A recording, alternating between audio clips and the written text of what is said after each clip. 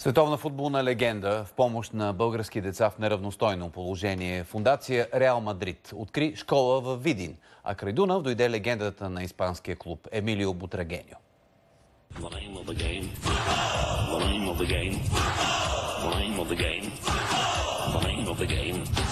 Аз съм Марио, искам да стана като Меси. Аз съм Габриела и искам да стана добър вратар като Петър Чех.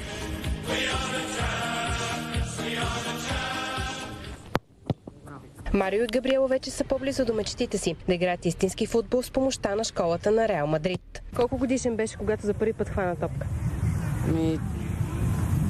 10-11 годишен. На последния път, като бяхме, хванах 6 дуспи. От днес децата тренират заедно с над 90 техни връстници в новооткритата школа на Реал Мадрид във Видин. Школата е за момичета и момчета в неравностойно положение. Очаквам да има много голяма дисциплина, както и ученето, също така и забавление. Да стана по-добре и да продължа напред с футбол. В продължение на 3 години обучени от Реал Мадрид български треньори и специалисти ще учат децата не само на футбол, но и на социални умения.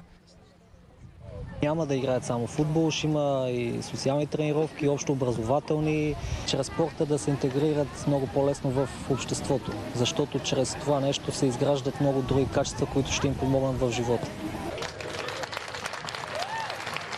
Специално за откриването пристигна и легендата на Реал Мадрид Емилио Бутрагеньо. Той се срещна с малките футболисти и обясни какво се очаква от тях.